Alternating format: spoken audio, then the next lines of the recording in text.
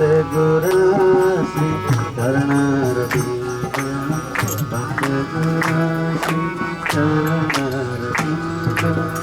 a few devotees I know like that. Jagadama Prabhu, who was a grihastha with 6 children, wasn't exactly like a sannyasi.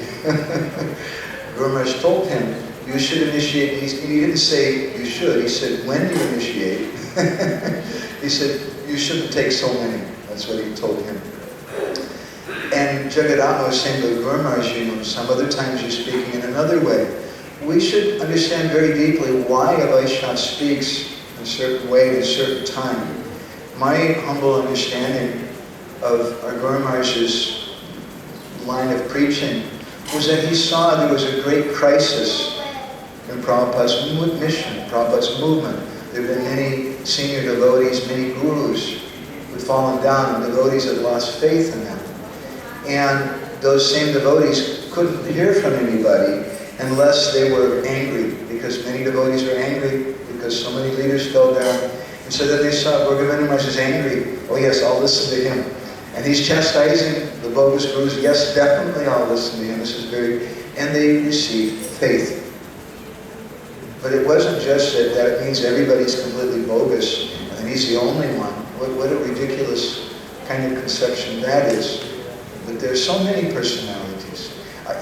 Guru can be understood in many, many different ways. And Govinda Maharaj, one thing that he wanted devotees to do is he wanted the devotees to take the onus on themselves. It's my responsibility. It's not the fault of ISKCON. It's not the fault of the leaders. It's my fault. Nobody forced me to marry my wife. It was my choice. Nobody forced me to accept initiation from XYZ Guru. It's my choice. I should take responsibility for that. And before I marry, before I accept a Guru, I should be very serious about it. It's my responsibility. Taught like that. So, thank you, Marsha. You've been very, very thoughtful and inspired. So, Dutidar Prabhu, would you like to say something? Dutidar Prabhu is a very old dear friend who was living in Sharanagati, Canada for a long time. And when we speak about simplicity, Dutidar Prabhu comes to my mind. Because he liked very much living on the land, and he was showing the devotees how to make your own house and how to live in a very simple way. And so we see he's coming today, dressed in a very simple kind of way. This is his Vaishnava dress. Vaishnava dress may be understood in different ways. This is his Vaishnava dress. I'd like to ask, you can come and say a few words. It would be very appreciated. Dutidar is a senior disciple of Srila Prabhupada. He's been around for a long time. I was very surprised and delighted when we saw him here today. I haven't seen him personally since 1991, I think it was, in Canada, for 3 years. Guru Maharaj, he was incomparable, unbelievable, and totally unique. He came to Canada, I believe it was the very late 80s. We heard, oh, Govinda Goswami is coming. We were some remote outpost in the Canadian frozen north, and we didn't get very many great luminaries in our zone. And the day arrived, Maharaj was accompanied by 2 brahmacharis, and to greet the deities, they assisted him to lay full sastan dandavats. He was there for some time, and then he gave a signal from the floor. So they both immediately came down again to help him stand up again. I thought, oh, this very, very senior but aged soul has come here. Let us see what it is that he will offer us today. And so they accompanied him down to where his Vyasa was, and he very carefully seated himself. And I saw it myself, much like Srila Prabhupada, with great articulateness. He opened his glass case, put them on his head, opened his cartel bag, very deftly, wound them around his fingers. The room was very quiet, in anticipation, and worthwhilely so, because with the first striking of the cartels and the first mantras of Hare Krishna, we saw the presence of the Simha Guru again in our midst. Unbelievable. The 16-year-old boy, full of prowess, conviction, and inspiration. Just extraordinary. And he would, Maharaj said, he had no conception of worldly time. 1 hour, 2 hours, the Pujaris were giving sign language to no avail. And he would speak in such an animated way. Oh, you can see Krishna. He is very crooked. Trilarita Banga.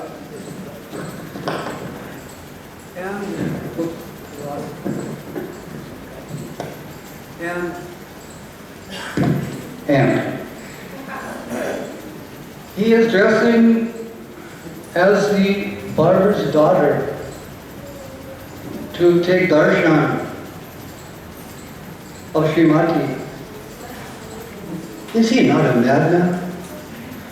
And we were thinking, oh, this is incredible how he could speak in such a novel and potent way. And he would ask one member of the audience, one uninitiated devotee that was doing service with another Prabhu at a restaurant, and he would say, oh Prabhu, what is your name? Maharaj, my name is Bhakta Brent. Ah, Bhakta Brent. Who is your friend here? Who is your friend? So Bhakta Brent would say, oh, it is Jai Govinda Prabhu. I'm with Jai Govinda every day at the restaurant doing service. He is my friend. But surprisingly, Maharaj in a booming voice would say, no, Jai Govinda is not your friend. In any moment, in any one act, he can reject you. Krishna is your friend. And we thought, oh yes, Maharaj is showing us something. We were very, very, very fortunate.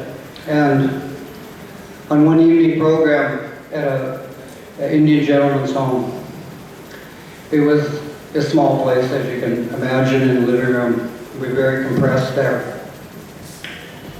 And in the accompaniment of several of Maharaj's stupid mind phrases, we were experiencing there was no possibility to be hiding. There is no possibility to cover ourselves. He is seeing everything. And it felt so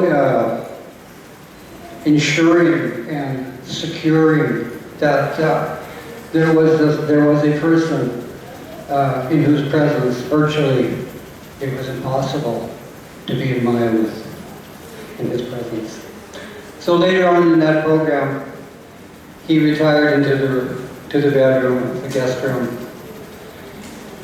And myself and one other Prabhu, we went into the room, offered obeisances, and then began to attempt to glorify a Vaishnava with what I presume would be a compliment, acceptable compliment.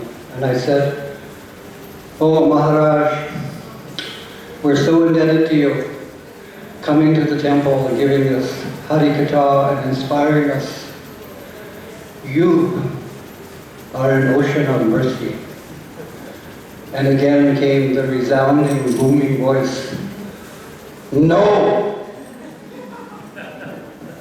I am only a tiny pipeline Prabhupada, coming out of the ocean of mercy. Prabhupada is the ocean of mercy. So, in that way, I could see this as most assuredly a 100% genuine Vaishnava. And I feel so privileged to be able to speak in the presence of His lotus feet today. Thank you very much.